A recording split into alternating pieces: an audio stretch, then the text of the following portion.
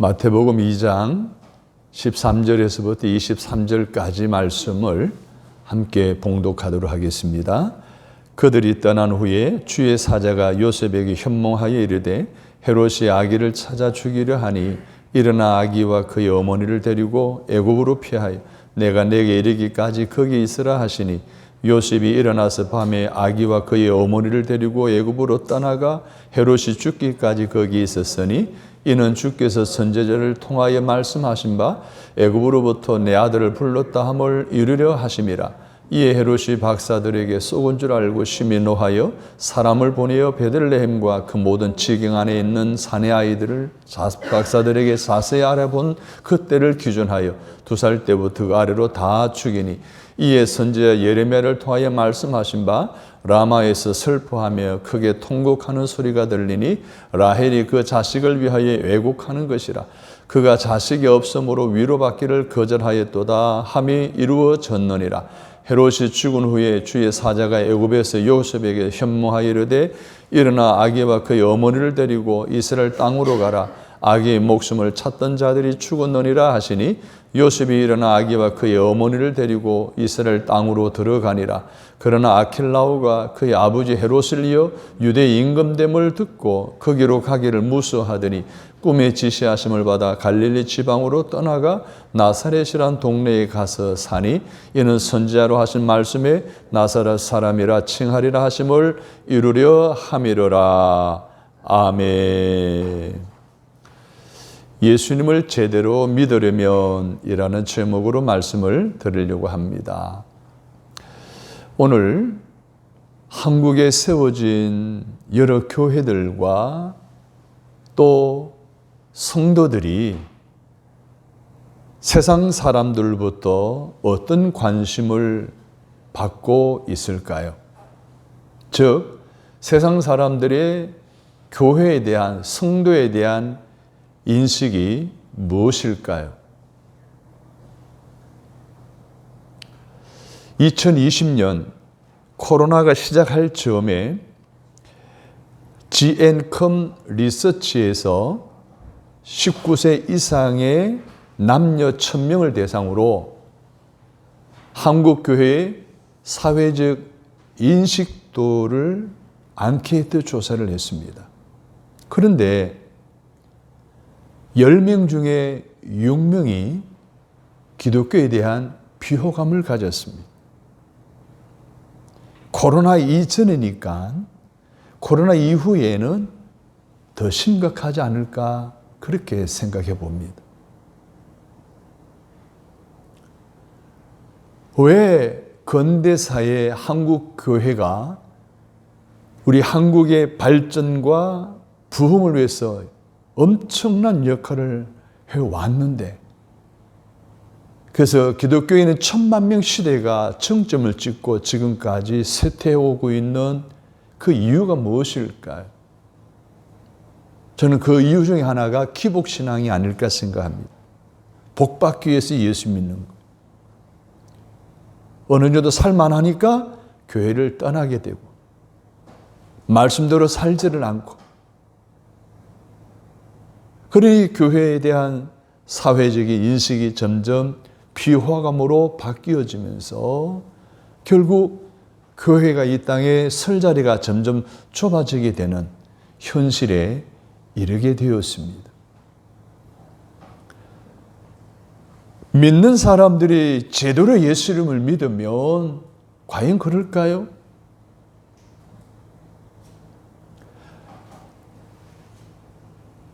물에 소금의 농도가 15%만 돼도, 아니 5%만 돼도 소금물이다, 바닷물이다라고 이렇게 이야기를 합니다. 지금 기독교에는 25%는 안 돼도 15% 이상이 되거든요. 20% 가까이 되거든요. 그런데도 왜 세상을 밝히지 못하고, 왜 부패해가는 세상을 다시 소생시키지 못하는, 교회적인 기능을 감당하지 못하는 지경에 이르게 되었을까요? 먼저 믿는 우리 그리스도인들이 제대로 예수님을 믿지 못했기 때문에, 신앙생활을 제대로 하지 못했기 때문이다라고 그렇게 결론을 내리고 있습니다. 여러분, 믿음의 생활이 뭡니까? 교회 생활이 뭡니까? 예수님을 숨기는 삶을 말하는 것입니다. 오늘날의 그리스도인들이 예수님을 잘 섬기지 못하니까 그들의 믿음의 생활이 이웃과 사회적으로 본이 되지는 못합니다. 당연히 지탄받습니다. 손가락질 당합니다. 신뢰를 잃어버리는 결과를 가져오게 되니 결국 한국교회 사회적 신뢰도의 여론조사는 점점점 떨어지고 말고 대사회적인 교회의 영향력은 희박해져 가고 있는 현실인 것입니다. 그럼 어떻게 하면 오늘 교회에 대해 사회적 신뢰도를 끌어올릴까요? 제대로 된 믿음의 생활을 할 수 있을까요? 그냥 돈이 많다고, 지식이 많다고, 건강하다고 신앙생활을 잘할 수 있는 건 아닙니다. 때로는 삶이 힘들고 고통이 찾아오고 여러 가지 많은 문제들이 닥칠 때 오히려 그리스도인의 신앙은 더 깊어지고 더 빛이 나는 것을 우리는 보아왔습니다. 예수님 시대가 그랬습니다. 중세 시대가 그렇습니다. 카타콤 무덤이라는 이야기를 들어보셨죠? 지하세계. 너무 핍박이 강하니까 지하로 들어가 자기들만의 믿음을 지키기 위해서 공동생활하고 완전히 거룩한 삶을 추구하는 이 카타콤 시대에 그리스도인의 신앙은 너무나 빛이 났습니다. 멀리 생각할 필요 없어요. 우리나라 초기 기독교 전래 시대에 얼마나 많은 핍박과 얼마나 많은 순교자들이 있었습니까?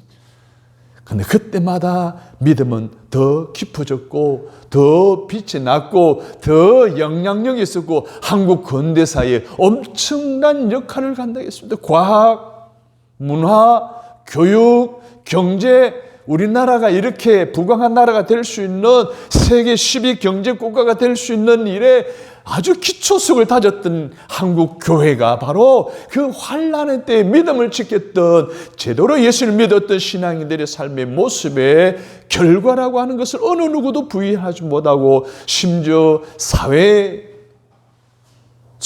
연구하는 이들조차 그것을 인정하고 있다는 사실을 우리는 잊어서는 안 되는 것입니다.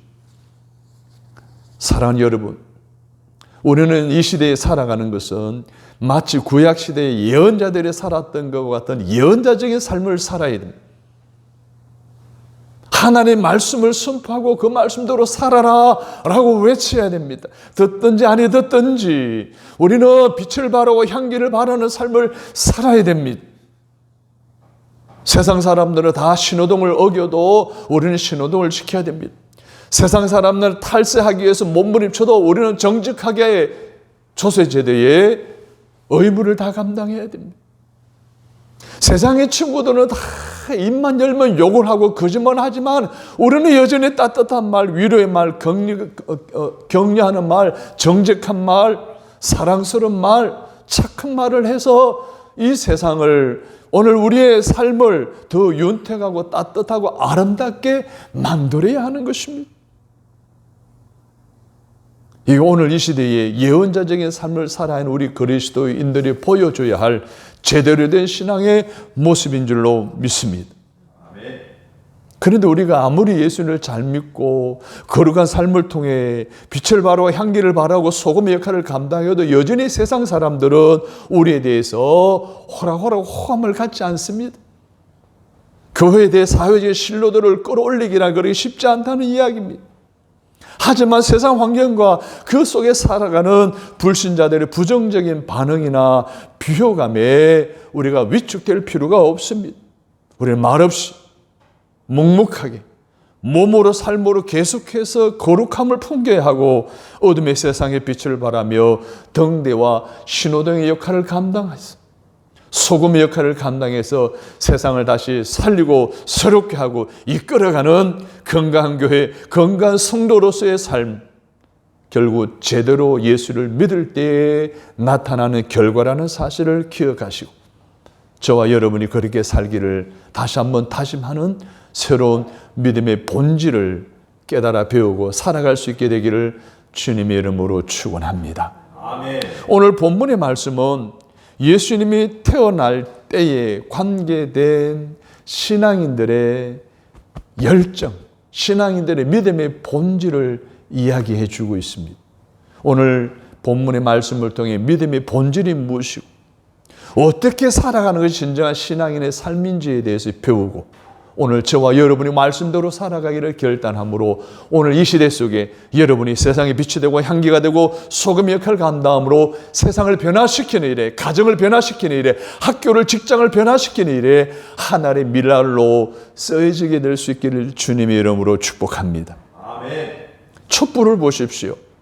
초는 스스로 녹아짐으로 빛을 밝힙니다. 소금을 보십시오. 스스로 녹아짐으로 썩어져가는 것을 다시 살려냅니다.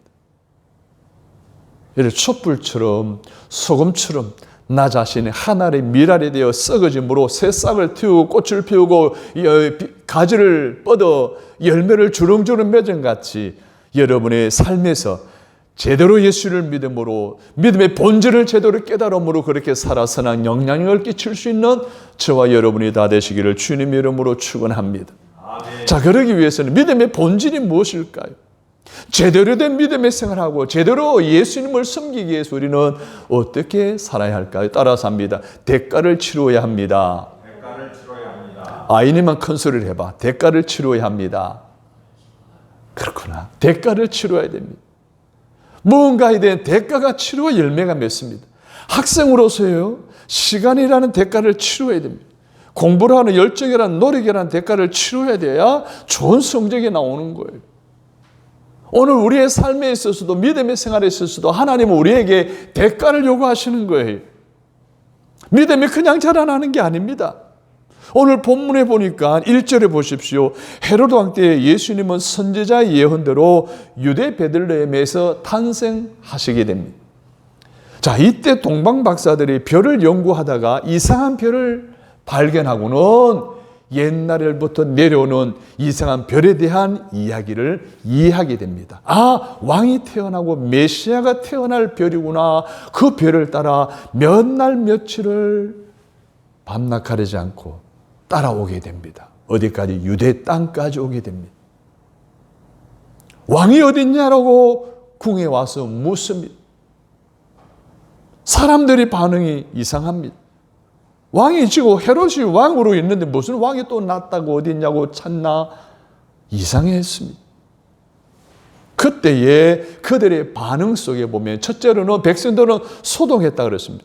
아니 헤롯 왕이 버젓이 살아있는데 무슨 왕이라니 이상한 일이네 무슨 일이지 하고 막 소동이 일어나요. 궁금해한 거예요.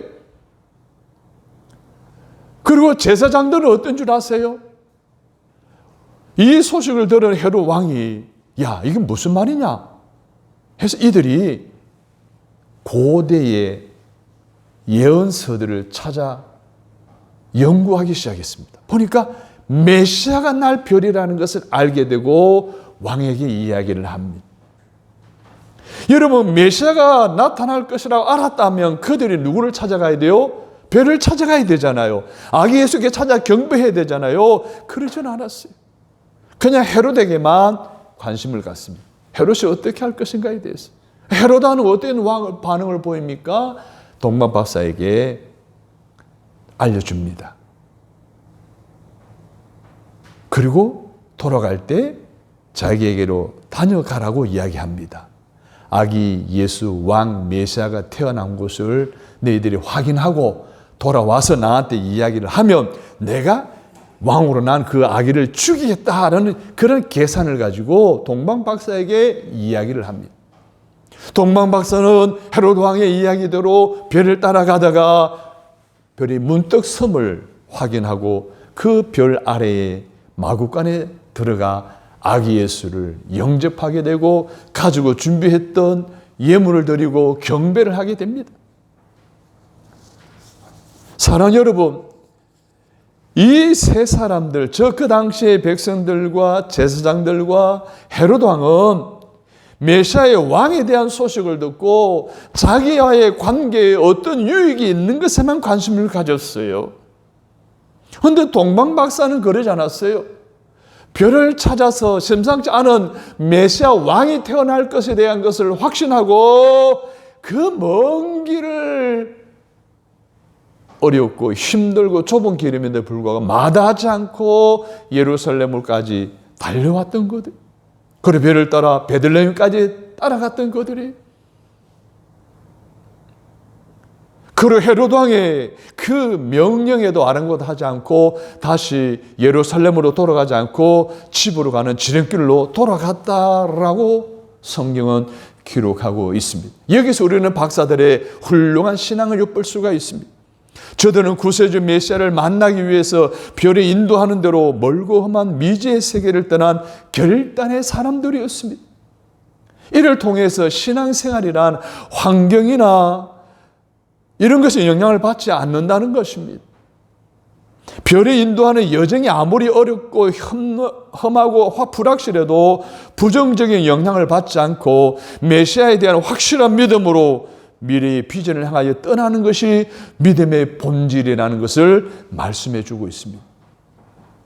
저 동방 박사들에게는 환경에 굴하지 않고 환경이 문제가 되지 않았습니다. 어제 메시아이신 왕을 만나고 경배하기 위해서 그 어려운 험한 길을 마다하지 않고 걸어갔던 것입니다. 우리 신앙도 그런 거예요.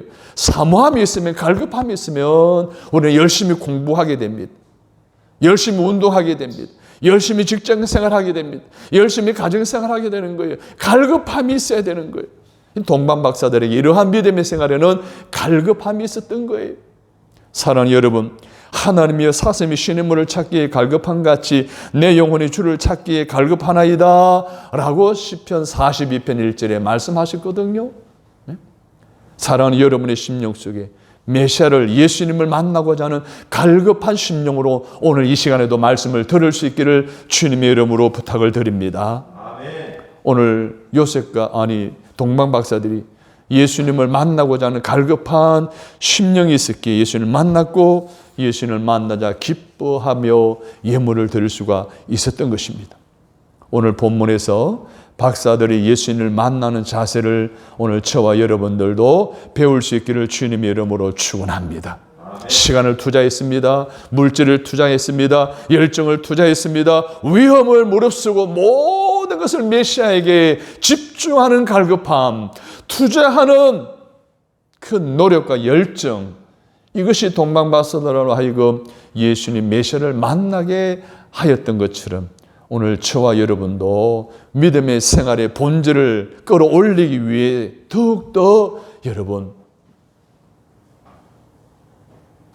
시간과 물질을, 노력을 투자하는, 대가를 지불하는 그런 믿음의 생활을 우리 마음으로 준비하여 매주일마다 그런 사모하는 마음으로 나와 예수님을 만나고 하나님의 은혜를 힘입을 수 있는 저와 여러분이 되시기를 주님의 이름으로 축복합니다. 아멘. 두 번째로는 사단의 역사를 우리는 충분히 감안하고 대적할 수 있어야 됩니다. 예수를 잘 믿으려고 하면 여러 가지 방해하는 요소들이 참 많습니다. 설교 시간에도 설교가 귀에 들어오지 못하도록 사단이 우리에게 조름해 오게 합니다. 자꾸 잡생각이 떠오르게 합니다. 집에 두고 온 그 무언가 생각나게 만듭니다. 자꾸 무언가 방해를 해서 예배에 흐트러지게 하고 말씀을 귀담아 듣지 못하게 하고 하나님께 집중하지 못하게 사단은 끊임없이 역사를 하고 있습니다. 세상에는 세 가지 영물이 있습니다. 사람이 영적 존재이죠. 그 다음에 귀신이 영적 존재입니다. 그리고 성령님이 영적 존재예요. 사람은 하나님의 형상대로 지음받은 영과 혼과 육으로 구성된 인격체입니다. 사단은 원래 천사였습니다. 루시퍼라고 하는 이름을 가진 천사가 하늘나라에서 하나님을 찬양하는 사역을 감당했더랬었는데 이 루시퍼가 하나님을 대적했어요. 그래서 하나님의 심판을 받아 세상에 쫓겨나게 된 거예요. 그래서 그가 잘하는 찬양 사역을 통해 지금도 예수 믿는 사람들을 예수 잘 믿지 못하도록 문화생활, 노래를 통해서 사단의 노래를 통해서 많은 젊은이들을 현혹하고 예수를 제대로 믿지 못하게 방해하고 있습니다. 사랑하는 여러분, 그래서 사탄의 목표가 뭔 줄 아세요? 이 땅에서 오늘 믿는 사람, 믿지 않는 사람들 사이에 돌아다니며 사탄이 오늘 우리에게 하나님이 되려고 합니다. 그리고 하나님이 되게 하려고 합니다. 태초의 에덴 동산에서 아담과 하와가 사단의 미혹을 받아 하나님의 명령을 어기게 되지 않았습니까? 그래서 에덴에서 추방을 당해 쫓겨나게 되었습니다. 그것처럼 오늘날에도 사탄은 우리로 하여금 하나님이 되게 해서 교만하게 해서 하나님의 말씀에 불순종하게 만드는 그런 일들을 사단이 하고 있는 거예요. 두 번째로는 하나님의 구속 사역을 방해하는 거예요. 예수 그리스도를 믿음으로 구원에 이르게 하는 이 구속 사역을 방해하기 위해서 구속 사역의 시발점이 되는 악이 예수를 죽이려고 했던 거예요. 이렇게 사단의 도전이 강력하게 닥쳐올 때에 동방박사들이 어떻게 합니까? 자기들의 여행 목적이었던 만왕의 왕이신 아기 예수께 경배하고 사단의 지시를 받지 않고 꿈의 헤롯에게 가지 말라라고 하신 하나님의 지시를 받아 바로 고향으로 돌아갑니다. 끊임없이 사탄은 우리를 미혹해 오거든요. 내 말을 들어. 너는 이렇게 오늘 교회 가지만 날씨도 구조인데 뭘 교회 가? 오늘 힘들고 바쁜데 그냥 잠이나 자지 가지 마. 오늘 바쁜 일 있어. 그래 교회 안 가도 돼. 라고 끊임없이 사탄은 우리를 미혹하는 거예요. 유혹하는 거예요. 근데 요셉과 마리아는요 거기에 현혹되지 않았어요.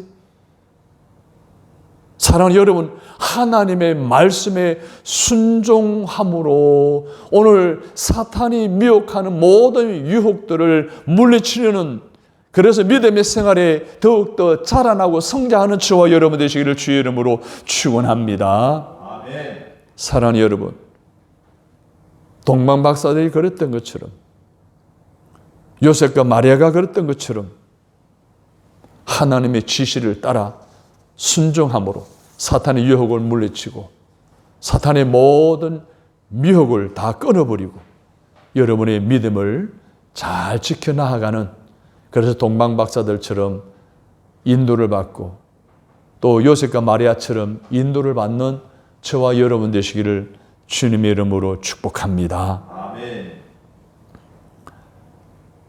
오늘 그런 믿음의 생활 속에 우리가 해야 될 일이 있습니다. 사단이 미혹해 올 때에 우리가 불순종하고 하나님의 말씀에 순종하는 것도 중요하지만 더 중요한 것이 있습니다. 사단을 대적해야 된다는 거예요. 그러기 위해서 우리는 사단의 시험을 예견하여 시험을 이길 수 있는 믿음을 준비해야 합니다. 사도 요한은 요한일서 5장 4절에서 무릇 하나님께로부터 난 자마다 세상을 이기느니라. 세상을 이기는 성령이 이것이니 따라서 합니다. 우리의 믿음이니라. 믿음만이 사단의 시험을 이길 수 있다는 거예요. 사랑하는 여러분, 동방박사들처럼 요셉과 마리아처럼 그런 믿음을 가지시고 사단의 유혹을 다 물리치고 여러분의 삶의 하나님의 뜻에 따라 살아가는 삶을 통해서 하나님의 보호와 하나님의 인도와 하나님의 축복 속에 살아갈 수 있게 되기를 주님의 이름으로 축원합니다. 아멘. 세 번째로 따라서 합니다. 순종하는 자세를 배워야 합니다. 순종하는 자세를 배워야 합니다. 신앙의 생활이란 하나님의 말씀에 순종하는 삶입니다. 순종의 빈도나 깊이가 그 사람의 신앙의 온도에 결정적인 영향을 줍니다. 그래서 순종과 믿음은 반비례가 아니라 정비례합니다. 순종하면 할수록 믿음이 높아지고 믿음이 높을수록 순종하게 되는 거예요. 이러한 삶을 살아가는 이들에게 어떠한 일들이 일어날 것인가 우리는 충분히 기도해도 될 것입니다. 하나님의 명령에 어떤 반응을 보이느냐가 그 사람의 믿음의 크기를 결정한다고 본다면 오늘 저와 여러분의 믿음을 높이는 삶을 통해 순종하는 삶을 통해 하나님이 약속하신 축복의 주인공으로 살고자 하는 그런 마음을 가질 수 있게 되기를 주님의 이름으로 부탁을 드립니다. 아멘. 그런데 오늘 본문에 보니까 이 쉽지 않은 순종하는 삶을 요셉과 마리아가 그대로 순종하는 삶을 보여주고 있는 내용이 기록되어져 있습니다. 먼저 하나님께서 요셉에게 이렇게 말씀하십니다. 야, 전 헤롯이 예수를 죽이려고 하니 너는 애굽으로 떠나가라 라고 명령하십니다. 갓난아기를 들었어요. 갓난아기예요. 갓난아기. 아기를 낳은 지도 얼마 되지 않았어요. 그 마리아는. 자, 그런 상황 속에서 먼 땅 애굽까지 여행을 가라는 거 쉽지 않은 일이에요. 사실 불가능한 일이에요. 그럼에도 불구하고 요셉은 순종합니다. 마리아도 순종하여 애굽으로 떠나갑니다. 뿐만 아닙니다. 이제 헤롯이 죽자 하나님이 또다시 요셉에게 나타나셔서 야, 갈릴리로 다시 돌아가라 이렇게 명령하십니다. 돌아왔습니다. 갈릴리에 당도하니까 야, 다시 나사렛으로 가라 라고 하시는 그런 하나님의 음성을 꿈에서 듣게 돼요. 그 요셉과 마리아는 그대로 순종하여 떠나는 것을 보게 됩니다. 베들레헴에서 애굽으로, 애굽에서 갈릴리로, 갈릴리에서 나사렛으로 그 순종하는 요셉과 마리아의 모습. 여기서 우리는 하나님의 명령은 인간의 이성에 호소하지 않고 인간의 순종하는 마음에 호소하고 계시는 것을 알 수가 있습니다. 그래서 이해가 되거나 납득이 되지 않아도 행동해야 할 것과 가만히 기다려야 할 것을 인간에게 구체적으로 일러주셨습니다. 그래서 요셉은 인간의 이성으로가 아니라 마음의 감동에 성령의 감동하심을 따라 순종하는 삶을 보여주고 있는 것입니다. 자, 그렇다라고 한다면 오늘을 살아가는 우리들은 매 주일마다 주시는 하나님의 음성을 들을 때에 어떻게 살아야 할까요? 떠나라 하라는 말씀을 듣는다라고 하는데 우리는 세상으로부터 떠나라는 거예요. 세상과 구별된 삶을 살아라는 거예요. 세상에 선한 영향을 끼칠 수 있는 빛과 소금의 사명을 감당하는 삶을 살아라는 거예요. 어디서 살아야 하는지에 대한 그 명령에 어떻게 반응해야 하는지를 우리는 알아야 된다는 거예요. 애굽으로 떠나가라 그랬어요. 갈릴리로 가라 그랬어요. 나사렛에 머물러라 그랬어요. 그대로 떠나거나 머물러야 한다는 거예요. 그리고 그렇게 반응하여 순종할 때에 하나님은 순종하는 우리에게 어떻게 일하시는가를 바르게 알아야 됩니다. 따라서 합니다. 인도하여 주시고 보호하여 주십니다.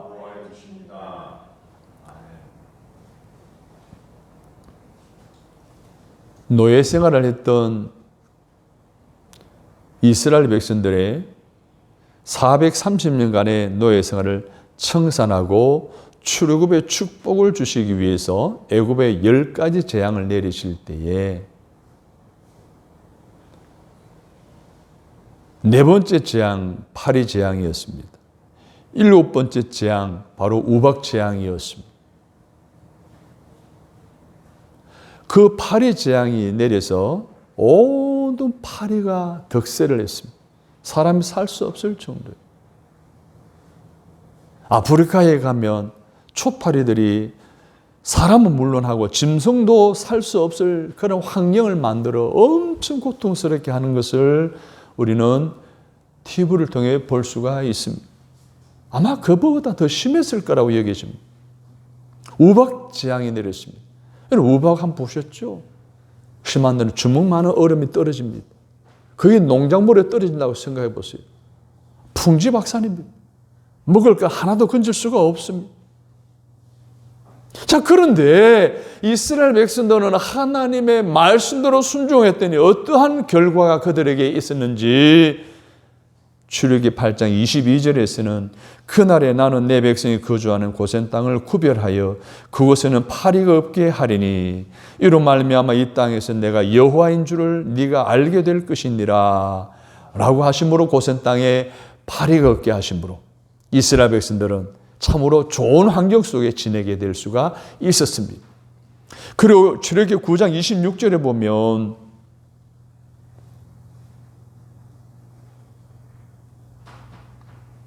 이스라엘 자손들이 있는 그곳 고센 땅에는 우박이 없었더라. 우박이 없었다라고 했습니다. 애굽의 전 지역 가운데 이스라엘 백성들이 머무는 고센 땅에만 우박이 없었던 거예요. 예굽 땅에는 먹을 것이 없었지만 고센 땅에는 그들에게 채소들이 밭에, 곡물들이 밭에 그대로 유지될 수 있었던 거예요. 자, 이렇게 하나님의 말씀에 순종하는 이스라엘 백성들을 하나님 보호하셨고 할렐루야 지켜주신 줄로 믿습니다. 그래서 신명기 32장 9절로 10절에 보면 여호와의 분깃은 자기 백성이라 야곱은 그가 택하신 기업이로다. 여호와께서 그를 황무지에서 짐승이 부르짖는 광야에서 만나시고 호위하시며 보호하시며 자기의 눈동자같이 지키셨더라. 할렐루야. 사무엘하 22장 31절로 33절에 보면 하나님의 도는 완전하고 여호와의 말씀은 진실하니 그는 자기에게 피하는 모든 자에게 방패시로다. 여호와 외에 누가 하나님이며 우리 하나님 외에 누가 반성이냐. 하나님은 나의 견고한 요새시며 나를 안전한 곳으로 인도하시며 할렐루야. 요새가 되셔서 나를 안전한 곳으로 인도하신다는 거예요. 이스라엘 백성들처럼 그리고 요셉과 마리아 마찬가지로 하나님의 뜻에 순종했습니다. 그랬을 때 그들은 자신들의 생명과 아기 예수의 생명이 보호받을 수가 있었습니다. 베들레헴에서 애굽으로, 애굽에서 갈릴리로, 갈릴리에서 나사렛으로 안전하게 인도받을 수가 있었습니다. 이러한 순종으로 인하여 예수님이 나사렛 출신이 될 것이라는 성경의 예언, 이사야 11장 1절, 이새의 줄기에서 한 싹이 나며 그 뿌리에서 한 가지가 나서 결실할 것이요 라는 말씀이 예언이 그대로 이루어지게 된 줄로 믿습니다. 아멘. 요셉처럼 하나님 말씀에 순종하는 자들은 언제나 하나님의 보호를 받을 수 있습니다. 아기 예수님의 피난에 관한 이야기가 전해져 내려오고 있습니다. 헤롯이 2살 아이의 사내아이를 다 죽이라는 명령이 내려지는 동시에 하나님의 사자가 천사를 통해서 요셉에게 애굽으로 떠나라 합니다. 순종하여 떠납니다. 위험을 무릅쓰고 떠납니다. 도저히 떠날 수 없는 상황 속에 떠납니다. 떠나는 과정 속에 날이 즈므로 인가를 찾았지만 인가가 없었습니다. 머물 곳이 없자 추위를 피하기 위해서 이제 좀 머물 곳을 찾는 가운데 동굴 하나를 발견하게 됩니다. 어쩔 수 없이 동굴에 들어가 바람을 피하고 추위를 피하게 되어지는데 그 광경을 지켜보고 있던 큰 거미 한 마리가 곰곰이 자기가 해야 할 일이 무엇인가를 생각하게 됩니다. 어떻게 도울 건가를 생각하게 됩니다. 급기야 이 큰 거미는 동굴 입구를 거미줄로 치기 시작했습니다. 그래서 바람을 막아주기 위해서였습니다. 그 작업이 다 끝났을 즈음에 왕의 명령을 받고 요셉과 마리아 일행을 찾아 뒤쫓아온 군사들이 그 동굴 앞을 지나게 되었습니다.